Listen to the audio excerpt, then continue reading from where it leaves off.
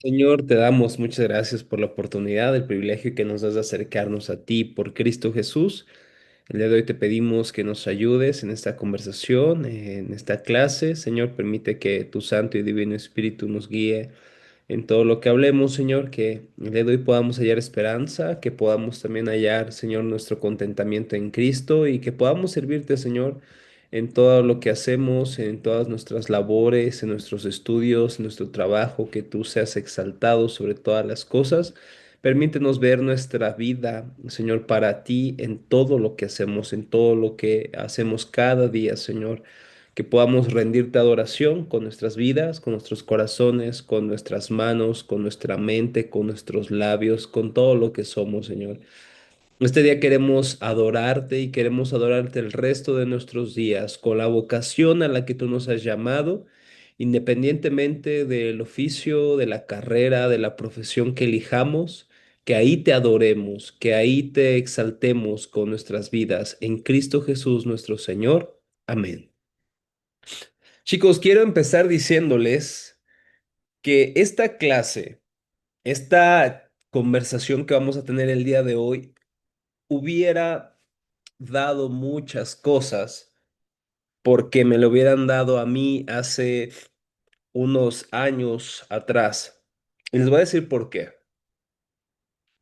Porque esta visión errada que vamos a hablar el día de hoy acerca de la vida cristiana ha afectado a muchas personas que se han visto en un sentido abrumadas, confundidas y desanimadas porque se les explicó mal lo que es servir a Dios.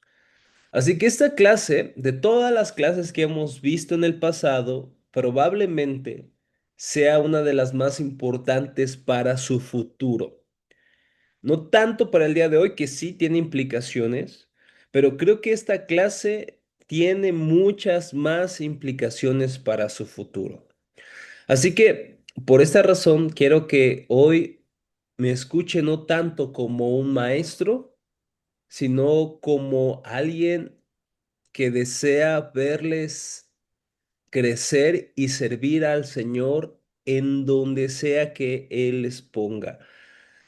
Y les digo esto porque una visión errada que hoy se abraza acerca del servir a Dios ha afectado a muchos jóvenes, a muchos al elegir una carrera, les ha afectado demasiado. Mi deseo con esta clase, y este es el primer permiso que les doy a aquellos que quisieran compartirla con alguien que saben que lo necesita, pueden hacerlo. ¿Por qué?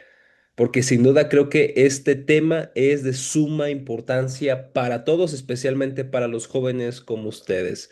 Así que les pido la mayor atención en esta conversación y su participación porque también requiere de ella. Así que vamos a entrar un poquito al contexto. Hemos hablado que lo más importante para Dios es nuestra adoración, comunión con Él, y de ahí viene nuestro servicio. De ahí nace lo que hacemos. No vivimos para servir en un sentido como trabajadores, servimos porque amamos y nos deleitamos en Dios, porque Él es nuestra prioridad y le servimos de esta manera.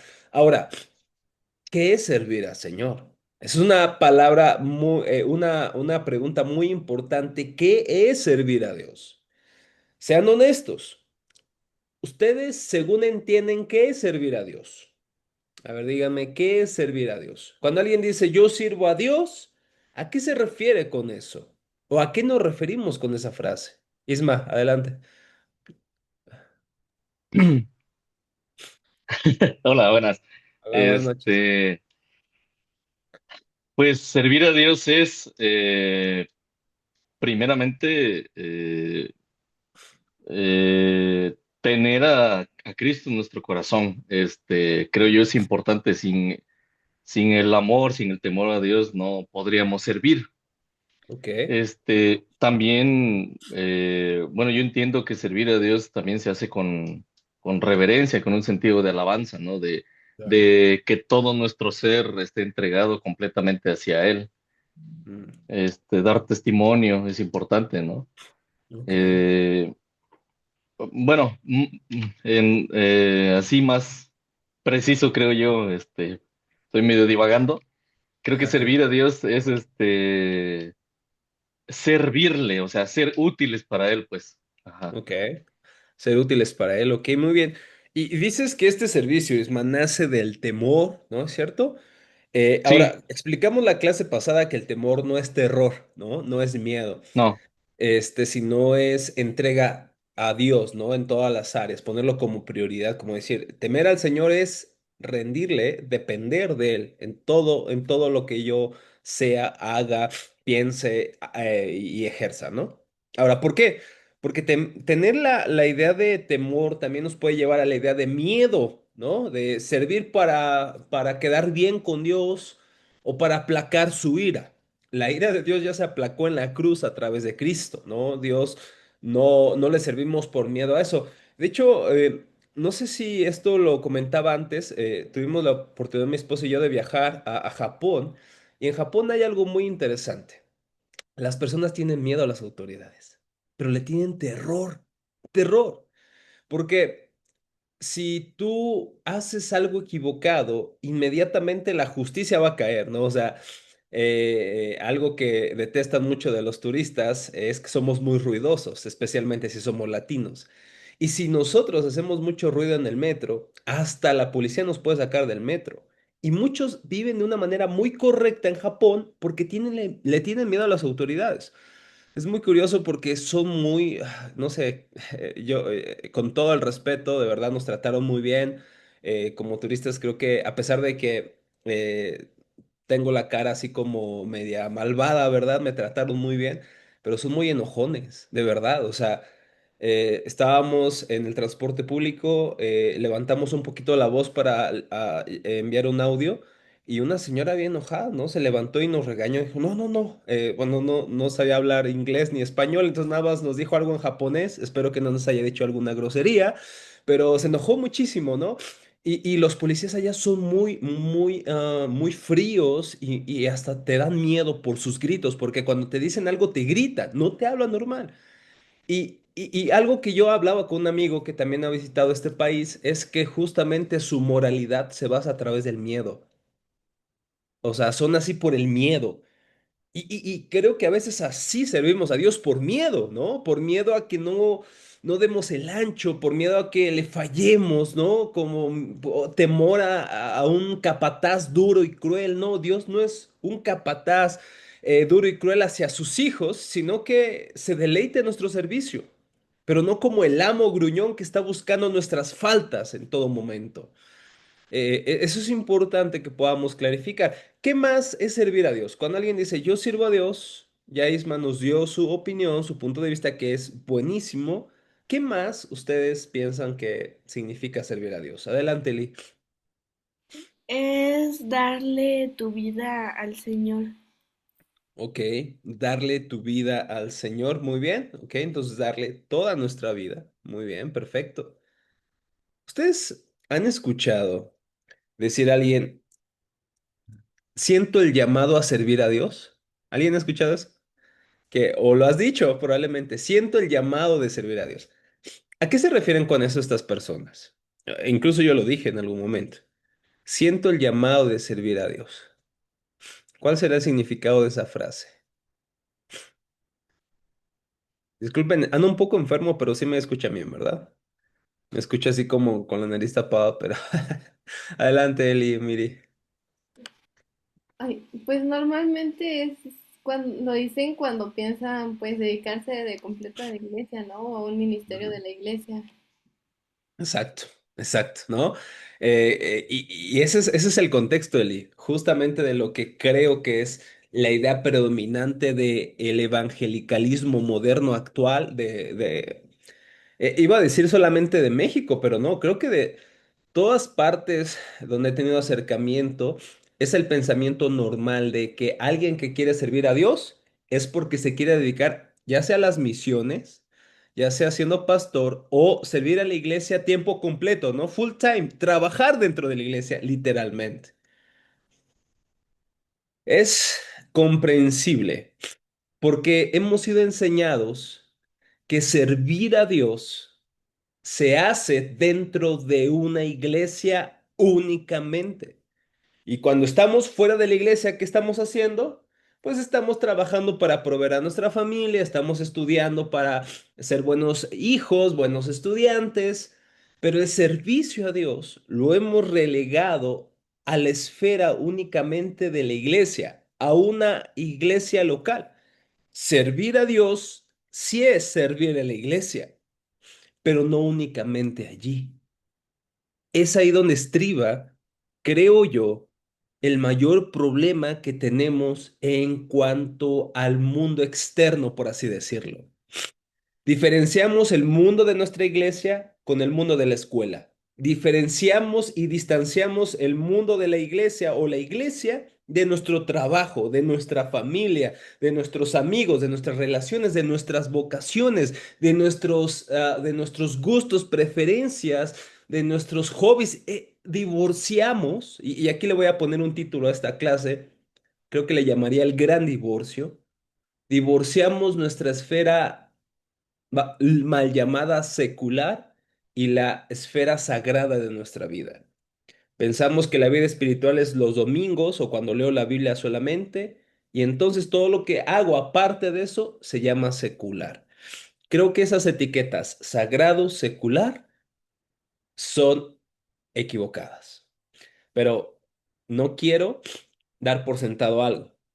Sin embargo, ¿quién de ustedes ha escuchado que alguien dice, en mi trabajo secular o en el mundo secular, trabajo en esto? ¿Sí han escuchado eso? En lo secular yo soy profesor. En lo sagrado, en lo espiritual, yo soy pastor o maestro. Sí, hemos dicho eso. Pero creo que esas etiquetas tienen profundas implicaciones negativas para la iglesia. Y el día de hoy vamos a hablar justamente de eso. ¿De dónde proviene esto? Una vez vino un joven, no me acuerdo si fue después de una clase, estaba dando clase en un seminario en Pachuca, en Hidalgo, y, y yo viajaba todos los lunes, martes de la ciudad a Pachuca, me quedaba una noche, daba clases lunes y martes. Y yo recuerdo que viajaba en moto en ese tiempo, cuando era soltero, joven y sin obligaciones. Entonces viajaba en moto allá y Ismael me entiende, ¿verdad? Porque también es motociclista. Entonces yo llegaba en la moto, ¿no? Llegaba así con música y todo. Y los estudiantes pues se sacaban de onda al principio porque decían, ¿quién es este profesor de teología que viene en moto, ¿no? Y con rock cristiano, ¿no? Entonces era algo muy épico. Pero alguien me dijo, después de una clase, me dijo un joven, maestro, estoy realmente muy triste porque cuando comparo mi vida con lo que usted hace, ¿cuánto desearía hacer lo mismo que usted? Y yo le pregunté, ¿a qué te refieres, hijo? A servir a Dios. Usted lo sirve enseñando, predicando la palabra. ¿Cuánto me gustaría hacer eso? Y me dijo muy triste, pero no creo que esté llamado para eso, pero me gustaría servir a Dios. Entonces, empezó una conversación bastante interesante, ¿no? Le pregunté, bueno, ¿qué haces? Mira, pues yo sirvo en la iglesia, digo, sí, pero ¿qué haces en tu vida diaria, no? Pues yo trabajo en esta dependencia del gobierno, no recuerdo exactamente qué área, y empezó a hablar de todo lo que hacía. Y le dije, hijo, creo que ahí está sirviendo a Dios. Pero ¿cómo, profe? No estoy predicando, no tengo un púlpito, pero por ejemplo, si tú estás en el gobierno, ¿no? Y haces un trabajo, no sé, de administración.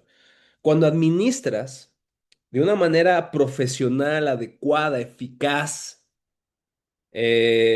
tu trabajo, cuando lo haces bien, ahí tú estás sirviendo a Dios. Además, con tu vida, con tu transparencia, honestidad, tú estás también sirviendo a Dios y estás reflejando el evangelio a otros. Y empezamos a conversar sobre eso, pero después de esta conversación entendí que esa es la idea básica. Pensamos que aquellos que predican, enseñan o hablan de la Biblia o evangelizan o son misioneros sirven a Dios y el resto no lo sirve. Como que incluso he escuchado a predicadores decir, si tú no sirves en las misiones, sirve dando dinero. Y entiendo lo que quieren decir, ¿verdad? Pero no solamente sirvo dando dinero, también puedo servir al ejercer mi carrera, mi profesión, mis estudios de manera que lo dedique a Dios. Y dijo Miri algo muy interesante, servir a Dios es entregar nuestra vida. Servir a Dios es entregar. ¿Qué significa nuestra vida? Todo lo que hacemos en casa, cuando vamos al colegio, cuando trabajamos y cuando vamos a la iglesia, ahí servimos a Dios. No únicamente dentro de la iglesia, también fuera de la iglesia. Servimos a Dios cuando vivimos nuestra vida para Él. Ahora, ¿de dónde viene este dualismo, esta separación, esta dicotomía de que decimos esto es sagrado y esto es secular? Lo hemos dicho, lo hemos escuchado, mi trabajo secular, mi vida en la iglesia. ¿De dónde viene esta idea? ¿Ustedes de dónde creen que venga esta separación que hacemos entre sagrado y secular? ¿De dónde creen que venga esta idea? Adelante, mi. De lo que pudimos ver a lo mejor la semana pasada, ¿no? De religiosidad y bueno, la comparación de la tabla, ¿no? O sea, es como, yo por ser cristiano, pues tengo una doble vida, ¿no? O Ok. yo por ser cristiano tengo derecho a tener una doble moral en decir, no, los domingos soy santo santo, mientras pues en mi escuela o en el trabajo soy una terrible persona, ¿no? Trato, en lugar de servir bien a los, no sé, a la gente que atiendo, pues los atiendo grosero, les Mm. grito, los trato con una cara horrible y en la iglesia es como, no, hermano, que la paz del Señor esté con usted, ¿no? Puede ser algo así. Está interesantísimo esto que menciona Semi, es muy buen punto. Viene de que vivimos nuestra vida como eh, una doble moral, ¿no? Una doble vida, ¿no? Una vida en la iglesia, llegas a la iglesia y eres amor, llegas a la iglesia y contestas bien, ¿no? Y hasta vas de corbata, ¿no? De traje, de falda cristiana, ¿verdad? Entonces parece que todo está bien, ¿no? Pero en tu trabajo, en tu escuela, en tu casa, eres otra persona gruñón, que no obedece cuando debería de hacerlo, no hace sus tareas como debería de hacerlo, no es excelente en su trabajo, en sus estudios. Y ojo aquí, no tenemos que ser excelentes en todas las cosas meramente para que Diosito nos apruebe. No, somos excelentes porque queremos glorificarlo a través de lo que hacemos, porque queremos que otros vean su gloria a través de nuestras vidas. Y eso puede ser, Emi, una muy buena razón por la cual separamos la vida espiritual y sagrado, pero hay una idea mucho más filosófica, Emi, que a lo mejor no somos conscientes, porque la hemos abrazado de manera inconsciente. Hay un autor, un filósofo canadiense llamado Charles Taylor. Él tiene dos libros llamados La Era Secular. En estos libros, Charles Taylor y en otro que se llama Imaginario Social, habla de ese concepto, los imaginarios sociales. ¿Cuáles son los imaginarios sociales? Miren, por ejemplo, hoy ustedes saben que la homosexualidad está muy normalizada en nuestra cultura, ¿no es cierto?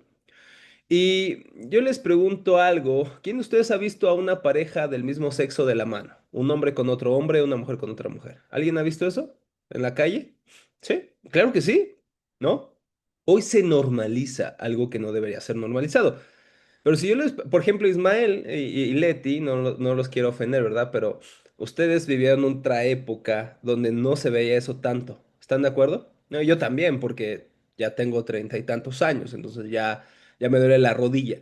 Pero hace unos 30 años, 20 años atrás, ¿era normal ver eso, Leti, Isma? A dos hombres de la mano, a dos mujeres, ¿verdad que no? Hasta se veía extraño y se hacían, obviamente muchas burlas, comentarios, etcétera, ¿no?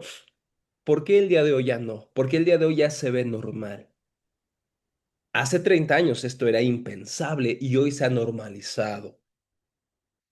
No hemos, no hemos leído libros sobre homosexualidad ni nada de eso, pero lo que la mayoría cree, todas las personas la terminarán creyendo tarde o temprano de manera inconsciente. Eso es un imaginario social. Un imaginario social es una idea que al principio sonaba muy extraña, y hasta poco prometedora. Pero después de que los filósofos, los intelectuales debaten filosóficamente sobre eso en una élite académica, esa élite académica, si esa idea tiene suficiente insistencia, termina siendo la idea general de todas las personas. Lo que empezó con algunas personas, filósofos, intelectuales, políticos, después se despliega en la sociedad. Eso es un imaginario social. Cuando crees algo sin necesariamente haber leído, reflexionado, estudiado sobre el tema, ¿lo crees? ¿Por qué? Porque fulanito de tal lo cree, porque mis maestros lo creen, porque mi familia lo cree, porque mis amigos lo creen y entonces lo abrazo como una idea que no debe de ser cuestionada. ¿Por qué? Porque la mayoría lo cree, entonces debe estar bien. Eso es lo que ha pasado con la homosexualidad al día de hoy. Algunos piensan que está bien porque la mayoría piensa que está bien. Y eso es lo que te topas en redes sociales. Si tú dices algo en contra de la homosexualidad, pues te van a funar. Y los que hacemos contenido en redes sociales sabemos lo que pasa cuando haces contenido sobre la homosexualidad. Te censuran. En YouTube te bajan los videos. En TikTok también. Así que los que hacemos contenido deben tener mucho cuidado porque el pensamiento de la mayoría es que la homosexualidad no es pecado, ¿no? Eso es un imaginario social cuando la mayoría cree algo porque otros lo creen. Y lo mismo ha pasado con esta idea sagrado secular. Hoy muchos pastores y líderes de la iglesia hablan de esto sin saber de dónde proviene, pero les quiero más o menos identificar la raíz del asunto. El cristianismo en los primeros siglos usó muchos términos, muchas palabras y conceptos de la filosofía griega. Y cuando usamos conceptos, palabras para definir ciertas doctrinas, no está del todo mal, ¿no? Porque explican muy bien la idea. Por ejemplo, la palabra Trinidad. ¿De dónde viene la palabra Trinidad? ¿En qué texto de la Biblia aparece la palabra Trinidad? No hay ningún texto que diga Dios es Trinidad. No existe en la Biblia eso, pero sí existe la Trinidad. Sí nos habla de un solo Dios en tres personas, pero no el concepto. El concepto, de alguna manera, se toma prestado de la cultura popular. La teología cristiana ha usado eso, conceptos, ideas de la filosofía y de la cultura para definir su fe, y eso no está mal, es lo que hacemos todos los días. El asunto es que a veces al usar terminología prestada, por así decirlo, de la filosofía, en este caso griega, platónica, puede ser que algunas ideas se cuelen también. Y una de las ideas que se colaron en el cristianismo del siglo IV, sobre todo, con algunos teólogos asombrosos, pero que al final son hombres que se pueden equivocar, se filtró una idea llamado el mundo de las ideas de Platón. Platón creía que el mundo se dividía en dos grandes esferas, el mundo sensible, el mundo material, es decir, el mundo físico, y el mundo inteligible, es decir, el mundo de las ideas. En el mundo sensible se hallan las cosas materiales, lo que podemos ver o tocar. En el mundo de las ideas, desde luego, está la razón, las ideas, el intelecto. El mundo sensible para Platón es como una sombra, pero el mundo de la razón o de las ideas es la esencia y la causa de todas las cosas, es más importante, por lo tanto. Ya que el mundo material, lo que vemos, nuestro cuerpo, nuestra carne, es una sombra, es copia del mundo inteligible, es copia del mundo de las ideas, que es la auténtica realidad. Yo no sé si ustedes han escuchado esta frase que el cuerpo es la prisión del alma. ¿Se han escuchado eso alguna vez? Bueno, esa idea es platónica. Se cree que el cuerpo es malo, que lo material es malo. Esa es una idea llevada al extremo, desde luego. Platón no lo dice literalmente, pero es una idea que nace del platonismo, de que nuestra carne, nuestro cuerpo es mala, ¿no? Y que está aprisionada en nuestra alma, en el cuerpo, porque lo físico se desdeña, se menosprecia porque es una copia de la razón, del mundo de las ideas. Y entonces, ¿esto a qué llevó? Si el mundo de las ideas es mejor que el mundo material, mi pregunta es, ¿qué era mejor? ¿Ser un filósofo que trabaja con las ideas o ser un agricultor que trabaja con las manos? Para esta filosofía, ¿cuál creen que sea una mejor vocación o una más digna? Pues la filosofía, ¿no? Exacto, ¿no? Él es, digamos que la consecuencia inevitable. La filosofía es mucho más importante porque trata con el mundo de las ideas y entonces los trabajos manuales como la agricultura, el arte, se veían como de menor categoría. ¿Y qué crees? Esto pasa también o pasó a la iglesia. Esto afectó a la iglesia también. Esto tuvo implicaciones para la iglesia. ¿Ustedes han escuchado hablar de Martín Lutero? ¿Alguna vez alguien de ustedes? Sí, ok. Seguramente ustedes conocen la historia antes de que fuera el gran reformador que conocemos. Él un día estaba estudiando leyes, abogacía, derecho, y un día iba camino a su casa, ¿no? A ver a sus padres. Y entonces en medio del camino le agarró una tormenta terrible. No sé si has estado en tormentas eléctricas, pero Martín Lutero vivió una escena de vida o muerte. Él pensó que iba a morir por la tormenta que estaba viendo y experimentando. Entonces hizo una promesa. ¿Alguien recuerda esa promesa? ¿Alguien ha leído de que hizo un voto? ¿Sí? ¿Han leído eso? ¿O han escuchado que el Martín Lutero hizo un voto? Sí, a mí. Creo que era que si el señor lo sacaba de la tormenta, se iba a dedicar a que se iba a ser monje, ¿no? Era algo así. Exacto. Sí, le rogó a Santa Ana, ¿no? A una santa para iglesia romana que si la libraba de la muerte, él se iba a volver monje. ¿Por qué creen? Porque en la época media, y empezó esto desde antes, mucho más atrás, se creía que dedicarse a Dios era mucho mejor que cualquier otra profesión. Ser sacerdote, por ejemplo, era una profesión mucho más digna, más sagrada que ser un agricultor cualquiera, o que ser un zapatero, o que ser un abogado. Ser sacerdote, ser ministro era una vocación más buscada y esto es una herencia platónica. Así como el filósofo era una mejor profesión, ser filósofo, que ser agricultor, así de la misma manera en la iglesia medieval, tardía y temprana, se creía que ser sacerdote era mucho mejor que ser cualquier otra cosa, ¿no? Si tú querías dedicar tu vida a Dios, te hacías monje o te hacías monja. Eso era dedicarte verdaderamente a Dios. Todos los demás están pensando en cosas mundanas. ¿Quieres ser verdaderamente espiritual? Deja todo y vete a un monasterio. Esa era la idea. Y esto es una herencia platónica, no bíblica. No es bíblico esto en lo absoluto. Y ahorita lo vamos a demostrar.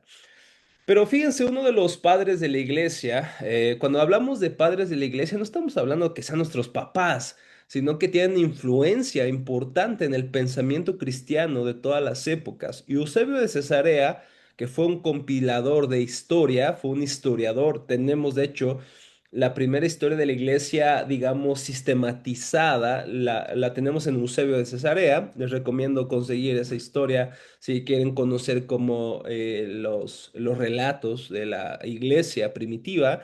Pero fíjense lo que dice Eusebio de Cesarea. Isma, ¿nos puedes ayudar a leerlo, por favor? Sí, claro. Dice, la ley de Cristo otorgó dos formas de vida a su iglesia. Una está por encima de la naturaleza y más allá de la vida humana común, total y permanentemente separada de la vida habitual de la humanidad. Se dedica exclusivamente al servicio de Dios. Tal es, pues, la forma perfecta de la vida cristiana. Y la otra, más humilde, más humana, permite a los hombres tener mentes para la agricultura, el comercio y otros intereses más seculares, así como para la religión, y se les atribuye una especie de grado secundario de piedad. ¿Qué pueden observar en esta frase? Gracias, Isma. ¿Qué les llama la atención? Esto está escrito en los primeros siglos de la iglesia, ¿no? No es del ayer, no es de hace 100 años, es de hace muchos siglos. ¿Pero qué les llama la atención de esto? Pues yo veo que él, pues le da más mérito al pensamiento, ¿no? Digamos, ¿no? A la persona que trabaja su intelecto, pues, y dice aquí que se dedica exclusivamente al servicio de Dios, apartada, separada de la vida, de toda la vida cotidiana, ¿no? Ok, Y luego dice que hay otras personas que son más humildes, que dice que permite a los hombres dedicarse a la agricultura, al comercio y todo eso, ¿no? claro. Pero veo que él hace una separación, ¿no? Entre los que están dedicados a Dios y los que no, es los que están dedicados a la vida, a la vida humana, dice él, ¿no? Y a eso a él le Secular. llama secular. Exacto. Ajá, Muy bien, sí. muy bien. Excelente. Muchas gracias, Isma. Adelante, Eli. No, pues sí se nota, no se nota mucho un contraste Claro. entre pues lo que dice, pues que, o sea, dice separado de la vida habitual de la humanidad, o sea, como que así muy lo más, no sé, religioso que pueda ser y dice, ay, después están los mortales que hacen su comercio y la agricultura, ¿no? Exacto. Sí, sí, sí, justo, Eli, hay como un aspecto de superioridad, ¿no? O sea, no se dice, literalmente somos Ajá, pero se superiores los que siente. se siente, claro, es la esencia del texto, ¿no? Sí. Sí, sí, sí, sí, muchas gracias, Eli. Adelante, mi. Justo me robó la palabra, porque siento que se nota un poco de superioridad Sí, ante pues la gente, ¿no? Y siento que nos estamos equivocando como iglesia en decir, ah, pues tú eres un poco menos que yo, porque tú trabajas en un claro, trabajo secular, ¿no? Entonces no exacto, estamos, por ejemplo, me ponía a pensar y decía, bueno, ok, nos estamos haciendo mayores a los que trabajan en, digamos que secularmente, ¿no? Digámoslo así. claro. ¿Por qué no Dios nos salvó a los que se veían justos hasta ese momento, ¿no? O sea, ¿por qué Dios manda a su hijo para salvar a todos, ¿no? O sea, ¿por qué no eligió a algunos, ¿no? O sea, ¿por qué no? Bueno, viene un poco igual de la predestinación, ¿verdad? Pero no sé, ¿por qué no eligió a algunos justos de, no sé, voy a ver quiénes son los justos y a ellos les van a llegar la salvación. Los demás, para mí son mortales y váyanse, ¿no? O sea, siento que es un poco de superioridad y un poco de rechazar los fundamentos del evangelio y pues de la Biblia, ¿no? Puede ser algo así. Sí, cuando hablamos de la elección soberana de Dios, ¿no? Para la salvación, aún si abrazas una visión de la elección, aún los elegidos no son elegidos porque son justos, ¿no? Porque son buenos, es porque son pecadores, pero Dios tiene gracia de ellos, no es por su justicia de ellos, ¿no? Entonces, si eso es verdad, si todos los que son salvos no es por obras, justicia o méritos, tampoco entonces debería haber una superioridad de vocación, por ejemplo, ¿no? ¿Y cómo vemos esto? Algunas veces voy a predicar a algunas iglesias y siempre llega una hermana, un hermano que dice, hermano, ¿usted puede orar por mí, por esta situación? Y de verdad, yo con buenas intenciones oro por ellos, pero yo les explico esto, hermano, no necesitas venir a pedirme que ore por ti, como si yo estuviera más cerquita de Dios. Dios te escucha a ti, porque estás en Cristo, no a mí porque predico, sino a ti porque estás en Cristo. Porque a veces se tiene la idea que aquellos que servimos en este sentido en la iglesia estamos más cerquita de Dios o somos los favoritos de Dios, ¿no? Pero eso también vemos el grado de superioridad que mal hemos abrazado en la iglesia, ¿no? Que aquellos que sirven al Señor predicando son más cercanos a Dios o que tienen como favoritismo delante de Dios, como que Dios les escucha más, ¿no? Ora por mí porque Dios te escucha a ti, a mí no tanto porque pues yo trabajo de comerciante, ¿no? Pero tú eres predicador. Deberías tener como un pase VIP, ¿no? Delante de Dios. No es cierto.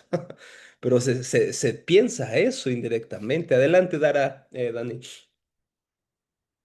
No, pues yo como dijeron los demás, sí es como si separaran todo. Lo que se me vino a la mente es como si estuvieran haciendo una clasificación como antes por clases, Claro. como diciendo así de, no, a ver, nosotros que estamos aquí siguiendo a Dios y viviendo como completamente así como separados de todo, o sea, somos mayores que todos ustedes porque están haciendo otras cosas que no tienen que ver nada con la Biblia o con Dios. Y siento que muchas veces sí se siente como si fuera un tipo de clase social la que están Exacto, imponiendo. exacto. Sí, sí, sí, totalmente, ¿no? ¿Y cómo podemos ver eso, Dara? Por ejemplo, cuando a los que sirven al Señor en la alabanza, en la predicación, ¿no? Hay lugares reservados, ¿no? Como diciendo, a ver, entiendo que a veces por honra dices, bueno, va a venir un pastor invitado, pues le doy un lugar, ¿no? Adelante y demás, pero no pasa nada si se sienta atrás. O si un hermano que no es predicador se sienta adelante, no pasa nada si no es de la alabanza. Pero esas distinciones sutiles no son tan sutiles después de todo, porque como dices, Dara, hacemos una clase social, espiritual, ¿no? Una élite como que superior al resto de la iglesia. Y así se ve lamentablemente. Otra implicación es que al pastor se le ve como no le puedo hablar, es intocable, es muy lejano. Y a veces se siente eso como superioridad y se cree a veces mucho de la autoridad eclesiástica como superior al resto de las personas. Ahora, sabemos que hay jerarquías, ¿no? Sabemos que hay un líder y tenemos que respetarlo, pero eso no lo hace cualitativamente mejor que yo. Somos hijos de Dios los dos y hermanos en Cristo. Uno no es mejor por su puesto o por su rol en la iglesia. Todos somos aceptos e iguales de amados en Cristo, no por lo que hacemos, sino porque estamos en Cristo. Pero entender eso es complicado o no queremos entenderlo, no nos conviene si quizá aquellos que sirven o que tienen un puesto en la iglesia, que es realmente muy triste ver esta superioridad, ¿no? Adelante, Eli, Miri, gracias, Dara. Es que me falta agregar que justo como que pues eso de sentirse más o menos dentro de la iglesia está mal porque pues al final Dios nos ve a todos por igual, ¿no? O sea, Claro, Él ve a todos pues no los ve como a que alguien ame a más o alguien ame a menos, sino de hecho creo que es en Corintios que dice que Dios escogió de lo vil y despreciable del mundo para que sí, nadie se jactara delante de Él. sí, es totalmente 1 Corintios 1, ¿no? Recuerden, hermanos, que ustedes, dice Pablo, no son la última Coca-Cola del desierto. No, ustedes no son la élite privilegiada porque son muy buenos, muy poderosos. Dice, no, Dios escogió lo necio, lo débil. Y si quieres la traducción al lenguaje actual, lo feo, ¿no? No, y no porque seamos feos, sino porque somos horribles por nuestro pecado. Pero Dios decidió exaltarse al salvar a personas como nosotros. Pero de hecho todos somos pecadores. Y Pablo nos recuerda, recuerden su trasfondo. No eran los mejores cuando el Señor los encontró. ¿Por qué sentirse mejores ahorita? O superiores a los demás. No tiene sentido según la lógica del Evangelio, como bien dices, Eli. Adelante, mi. Justo me acuerdo ahorita, bueno, me acordé de que pues Jesús les decía a los fariseos, ¿no? O sea, se creen mejores que el pueblo mismo, ¿no? Y ustedes son servidores del pueblo, ¿no? O sea, son servidores aparte, Dios los escoge a ustedes, no se jactan de sus mismos puestos, Exacto. son como sepulcros blanqueados, etcétera, etcétera, el versículo, pero bueno, o sea, digamos, sí, digamos que en la iglesia se ha cometido eso, ¿no? Que ahora como servidores nos creemos que estamos en el Sanedrín, ¿no? Y que podemos juzgar a esa persona que no sirve desde hace 7 años que va a la iglesia y no sirve, pues yo siento que podríamos entrar en un Sí, tema de fariseo o de escriba, ¿no? Que quieres juzgar claro. a medio mundo porque como tú ya eres, no sé, mano derecha de la mano derecha de la mano derecha de la mano izquierda del pastor, pues ya te crees mismísimo pastor de la iglesia, ¿no? O sea, con esa autoridad de juzgar y dirigir, ¿no? Cuando no tienes ni misericordia ni piedad por el hermano, ¿no? O sea, pongamos Exacto. un ejemplo, ¿no? O sea, que pues el hermano trabaja hasta los domingos, pero porque tiene que mantener a su familia, que tiene gastos, no sé, tiene gastos médicos o tiene un exceso de deudas por errores pasados, pues tiene, no sé, tiene un impacto muy feo, ¿no? O sea, porque igual puedes exigirle a la gente que sirva, pero no sabes cómo está realmente su situación o cómo está su fe o cómo esté pues en su relación con Dios, nos volvemos jueces sin antes ponernos a pensar en, o tener misericordia del hermano. Claro. Y muy probablemente, el hermano que no es visible en la iglesia con un puesto, con un liderazgo, puede estar sirviendo más al Señor que nosotros, aquellos que sí tenemos un liderazgo en la iglesia. Es más, voy a sonar esto muy revolucionario y a lo mejor escandaloso, pero puede ser que sirvamos dentro de la iglesia y no estemos sirviendo a Dios, sino que nos estemos sirviendo a nosotros mismos. ¿Cómo? Puedo pensar que al predicar estoy sirviendo a Dios, pero probablemente predico para mi propia gloria, para que las personas digan, wow, qué bien predica, mira cuánto sabe. Y el hermano que no hace eso, pero que está sirviendo al Señor a través de su empresa, de su comercio, a través de proveer a su familia, de servir a su familia, porque las amas de casa también tienen un trabajo y es muy importante. Ser que ellos estén sirviendo más al Señor que aquellos que están dentro de la iglesia, sirviéndose a ellos mismos para su propia gloria, por su propio orgullo. Puede ser que aquellos que no son tan visibles en la iglesia sean aquellos que sirven más a Dios que los que están dentro de la iglesia. Y eso no es un llamado a que dejes tu ministerio en la iglesia, sino que reflexionemos en que no solo dentro de la iglesia estamos sirviendo a Dios, sino también cuando estamos fuera de la iglesia, en todo lugar, en todo momento, servimos o no servimos a Dios en lo absoluto. ¿Sí? ¿Se entiende esto? Adelante, mi. Justo lo que decía, profe, de que, o sea, muchas veces los que son, digamos, más visibles no hacen casi nada y los que son menos visibles, pues, hacen más cosas. Me acuerdo que en mi iglesia, ahí tengo mis maestros de Teams y Ok, una vez una chica necesitaba, pues, que oraran por ella, ¿no? O sea, tenía muchos problemas, digamos, y pues esa chica necesitaba urgente hablar con alguien. Me acuerdo que a mí me tocó, eh, pues recibir a su mamá y ella, y pues yo fui corriendo con mis maestros de jóvenes y les dije, oigan, hay alguien que necesita. Pues parece que les pedí que fueran a cavar un hoyo de 7 metros bajo tierra y fueran a encontrar diamantes porque se vieron con una cara de como de, pues, ¿por qué tenemos que ir nosotros, no? O sea, pues que lo haga alguien más. O sea, ese, pues no hacen, o sea, son más visibles, son mis maestros y no hacen eso.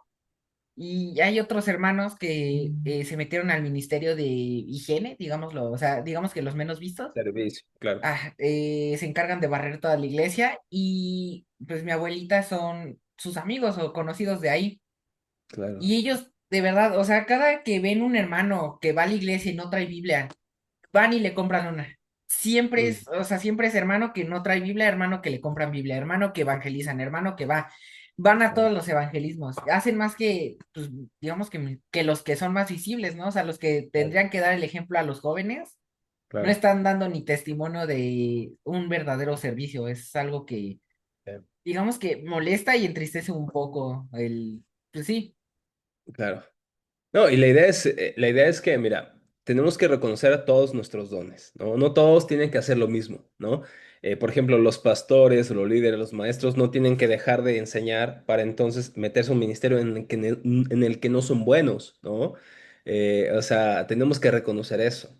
La idea no es tanto qué servicio es más útil, porque todos son útiles, todos necesitamos a cada uno, los sugieres, a los de la comida, a los de limpieza, a los de enseñanza, a los músicos, la predicación, todo eso es necesario, todo. No podemos decir que un cristiano pueda hacer todas esas cosas porque no es cierto. Somos un cuerpo y como tal, somos diferentes miembros, somos diferentes partes del cuerpo y no podemos hacerlo todo.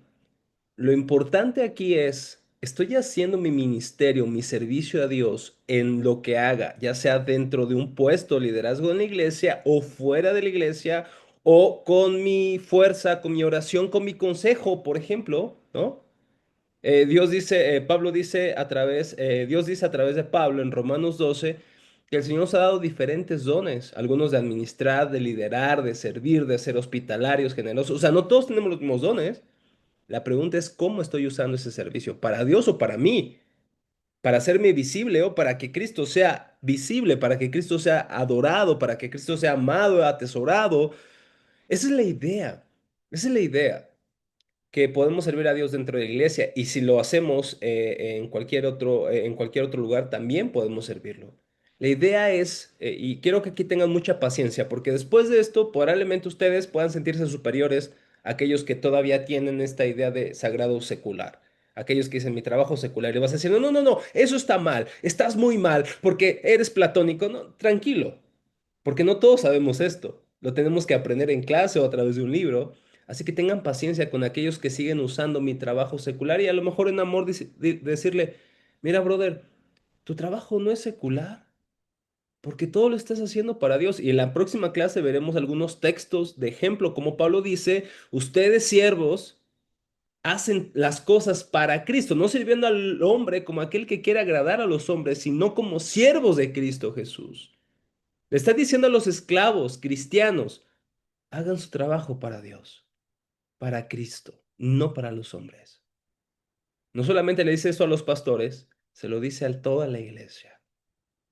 Así que la próxima vez que escuches a alguien decir mi trabajo secular o mi escuela secular, en amor dile, brother, tú estás ahí sirviendo al Señor con lo que estás haciendo. No, no le digas secular, eso es sagrado para Dios. Si lo haces en Cristo, si lo haces para su gloria, eso es sagrado, eso es espiritual.